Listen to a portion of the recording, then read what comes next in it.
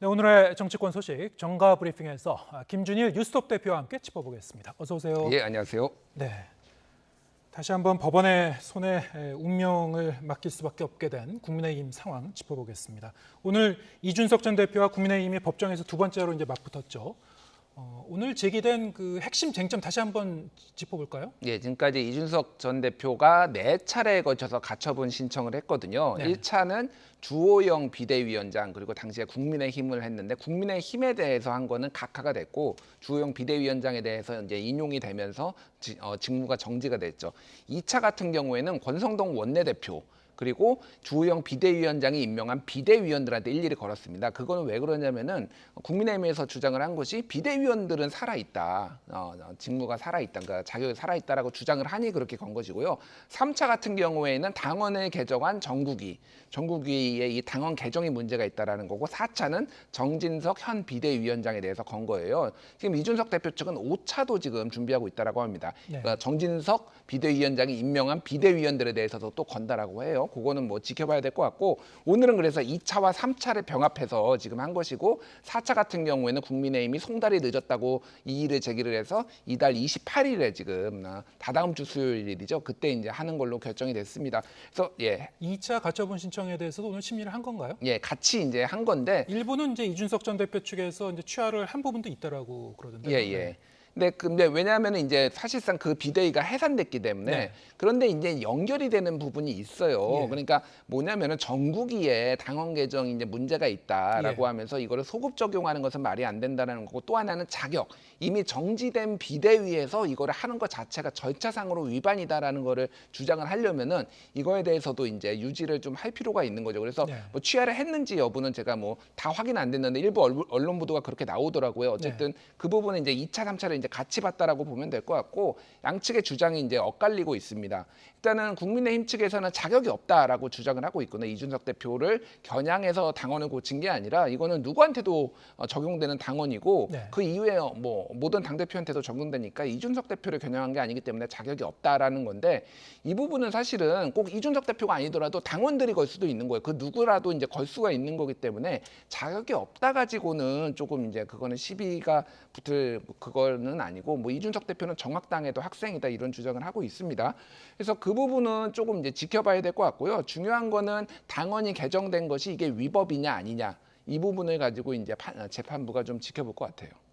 말하자면은 이제 이 소급 적용에 관한 논란인 거죠. 예. 네, 비상 상황을 인위적으로 만들어낸 거냐, 그것이 정당화될 수 있는 거냐, 여기에 대한 이제 법원의 판단이 중요할 것 같은데 저희가 한 몇 주 전부터 계속 그런 얘기를 하고 있습니다. 이번 주가 국민의힘의 이제 운명의 한 주가 될 것이다. 이런 얘기를 한 지가 벌써 한 몇 주가 된 것 같은데 자, 지금 상황을 보면은 이번 달 말까지도 계속 좀 지켜봐야 될 것 같은 거예요. 28일까지로 이제 결정이 미뤄진 거죠, 적어도. 그러니까 그게 28일에 그러면 끝날 것이냐. 예, 그때도 결정이 내려질지도 이제 지켜봐야 되는 거고요. 전에 1차 때 같은 경우에는 그 심리를 한 다음에 신문을 한 다음에 한 일주일 정도 뒤에 났거든요. 네. 그러면 이제 다음 달로 국정감사 시즌으로 넘어갈 수도 있는 거고 만약에 이준석 대표의 신청이 인용이 된다라면은 이거는 뭐 걷잡을 수가 없는 거죠. 그럼 또 비대위가 다시 무너지고 다시 이제 새로운 원내대표가 뭐 비대위가 됐든 뭐 최고위원회를 다시 뽑든 뭐 이런 식으로 해서 해야 되니까 그것도 이제 혼돈 상황이 될 것 같습니다. 그래서 지금 이것이 이제 인용될 것이냐, 뭐 기각이나 각하될 것이냐에 대해서는 좀 굉장히 그 전문가들 법 전문가들도 조금 많이 의견이 엇갈리더라고요. 네. 그러니까 왜 그러냐면은 이 부분에 있어서 인용이 안 될 수도 있다. 왜냐하면은 아까 국민의힘의 논리는 이거 자체가 이준석 대표를 적용해서 한 거가 아니고 이거가 문제가 없다. 당원을 고치는데 그러면은 일일이 이거를 다 허락을 맡아야 되냐. 뭐 이런 식의 이제 논리거든요. 그래서 인용이 안 될 가능성도 배제할 수 없다라는 건데 판사가 1차에 했던 그 취지하고는 그러면은 또 어긋나는 거거든요. 어떻게 보면은 이제 심각한 권리 침해가 있었다라는 거고 당원들이 뽑은 대표를 이렇게 절차상 하자가 있는데 하자 치유 없이 이렇게 밀어붙이는 거는 문제가 있다라는 게 1차 재판부의 판단이었기 때문에 그 부분이 이제 어떻게 반영될 것이냐 좀 지켜봐야 될 것 같습니다. 네. 똑같은 판사가 이제 결정을 하게 되는 것이고 그 판사의 이 판단이 중요할 텐데 어제 정진석 국민의힘 비대위원장이 한 발언이 있었죠. 정당이 자율적으로 내린 결정이 법원이 과도한 개입을 하지 않는 게 바람직하다 이런 얘기를 했었고요. 또 사법 자제의 선을 넘으면 법원이 정치 위에 군림하게 되는 거다.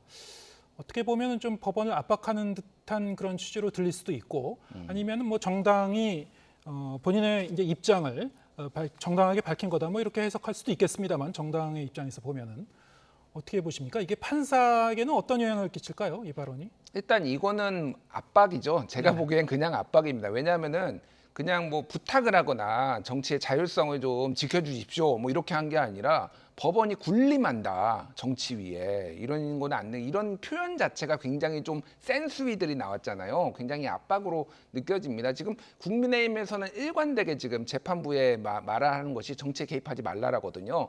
그래서 지난번에 의견서 냈을 때도 1993년에 금융실명제 그 긴급명령 같은 경우에 이거를 비상 상황으로 지금 경제를 비상 상황으로 보는 거를 헌재가 정치가 이제 대통령이 판단할 수 있다. 그러니까 당도 비상 상황인 거를 그러니까 용인해 달라 이런 식으로 했거든요. 한마디로 얘기하면 정치에 개입하지 말라라는 건데 판사 입장에서 보면은 내가 그럼 지금 정치에 개입을 하고 내가 군림하고 있는 거야? 이런 네. 식으로 이제 느낄 수 있어서 불쾌할 수도 있는 거죠, 이게. 그러니까 판사도 인간이거든요. 예. 법을 뭐 뛰어넘고 할 수는 없어도 이 부분이 정말로 도움이 될까?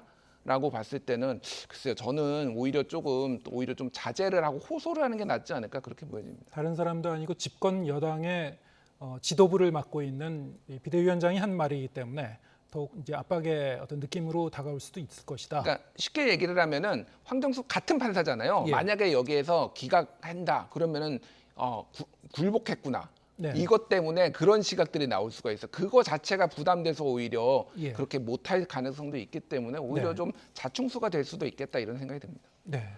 어쨌든 지금 양측이 거의 그 사생 결단식으로 지금 맞붙은 상황이기 때문에 한쪽이 이제 완패하지 않으면 이 끝나지 않는 게임이 돼버리지 않았습니까?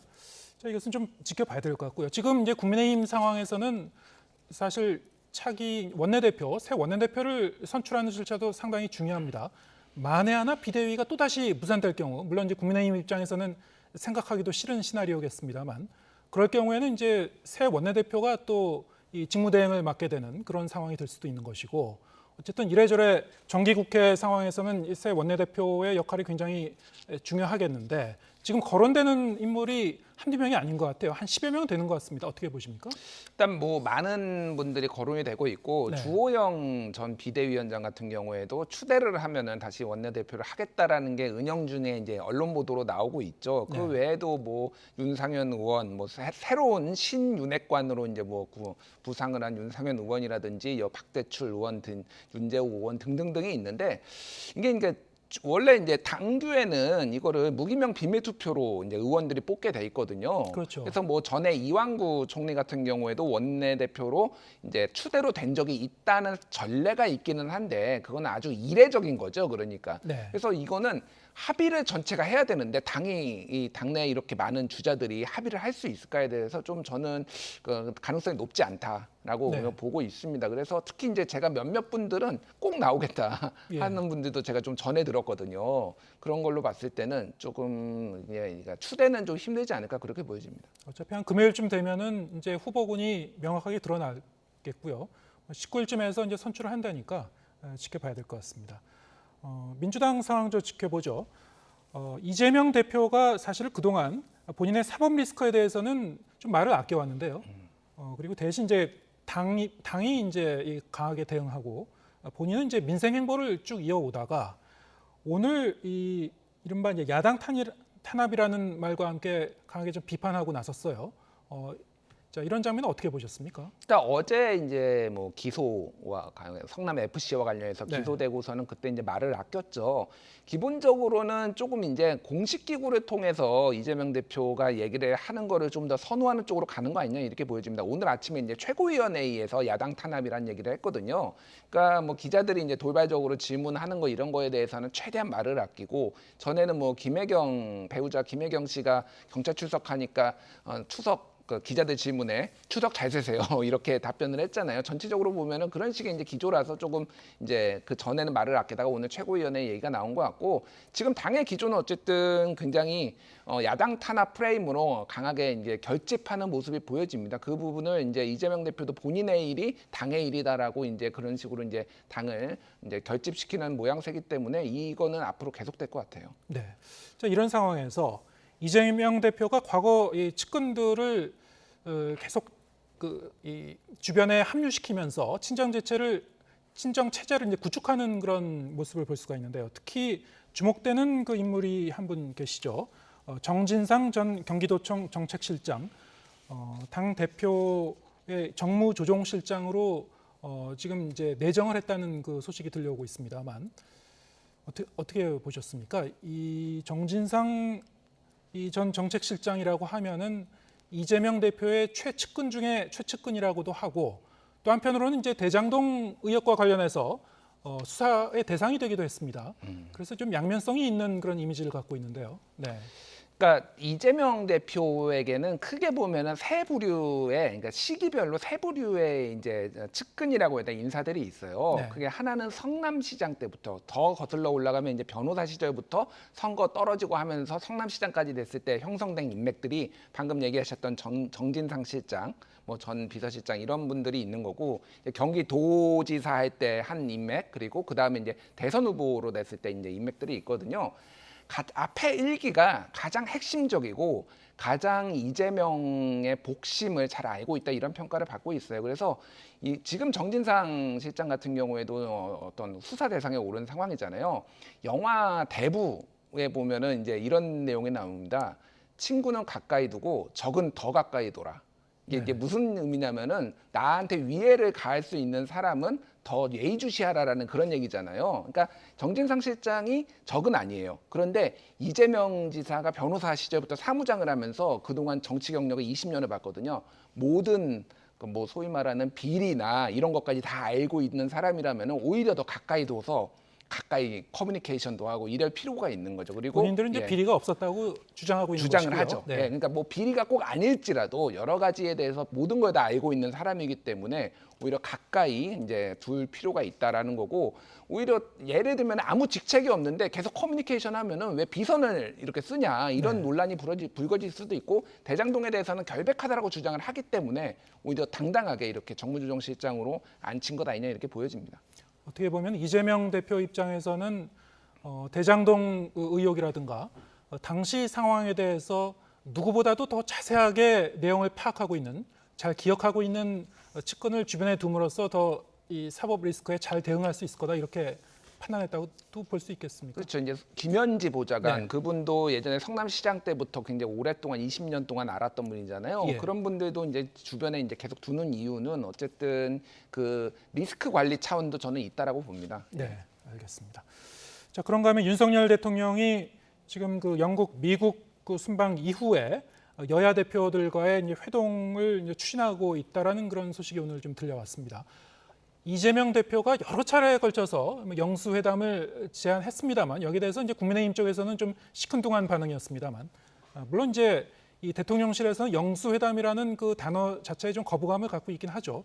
어쨌든 윤석열 대통령과 이 여야 이 대표와의 이 회동이 뭐 이루어질 가능성이 있을 것 같은데 1대1 회동은 아닌 것 같아요. 네, 뭐 여야 대표랑 같이 이제 만나는 거니까 뭐 정진석 비대위원장이 들어갈 가능성이 현재로서는 높죠. 뭐 네. 28일까지 이제 결정이 안 난다면은. 근데 중요한 거는 그건 것 같아요. 그러면 생산적으로 뭔가 여기가 얘기가 나올 수 있을 것인가에 대해서. 그래서 뭐 근데 만나자고 요청한 측은 이재명 대표고 만남을 거부할 이유는 전혀 없죠. 윤석열 대통령도 통큰 어떤 협치의 모습을 보여주기 위해서 뭐 만나는 거를 거부할 이유는 없으니까 만나긴 만나는데 그 생산적인 게 나올까요? 지금 이 여야 이 대치 국면에서 그 특검법도 이슈가 있고 지금 뭐 기소된 상황이고 그래서 서로 좀 신경전을 좀 하지 않을까 그렇게 보여지고 중요한 거는 윤석열 대통령이 지금 유엔 총회 참석하고 그리고 캐나다 뭐 이렇게 순방하고 오잖아요. 거기에서 어떤 성과를 가져오느냐가 굉장히 중요할 것 같고 그게 화두에 오를 것 같아요. 지금 미국의 인플레이션 감축법에서 한국의 전기차가 지금 빠진 상황이잖아요. 보조금 대상에서 네. 그것뿐만이 아니라 지금 미국이 지금 바이오 또 자국 내에서만 생산하는 것도 이런 것도 지금 그래서 사실상 한국에 대해서 굉장히 불이익을 주는 방식으로 가고 있는데 이게 성과가 없을 경우에는 그 조금 이 협상, 이 여야 만남에서도 굉장히 조금 뭐 말할 거리가 없어지는 그런 모양새가 될 것 같아요. 네. 지금 이제 경제가 곧 안보가 되고 있는 상황. 여기에서 윤석열 대통령이 해외 순방 과정에서 자 이러한 그 우리 산업이 좀 불이익을 받을 수 있는 그 부분들을 어떻게 외교적으로 해법을 찾을 것인가. 이것이 이제 향후 전국에도 상당히 중요한 화두가 될 것이다 이런 말씀이시군요. 그렇죠. 네. 지금은 이제 언제까지 이렇게 싸울 수는 없고 민생으로 옮겨지면은 그 네. 부분이 이제 야당이 집중적으로 공격을 할 텐데 그러면은 대통령이나 여당도 할 말이 있어야 되잖아요. 예. 근데 이제 굉장히 그 성과가 없으면 굉장히 궁색해지고 더 장기 경색으로 갈 수 있다 이렇게 보여집니다. 예, 알겠습니다. 오늘 말씀은 여기까지 듣겠습니다. 김준일 뉴스톱 대표와 함께했습니다. 고맙습니다.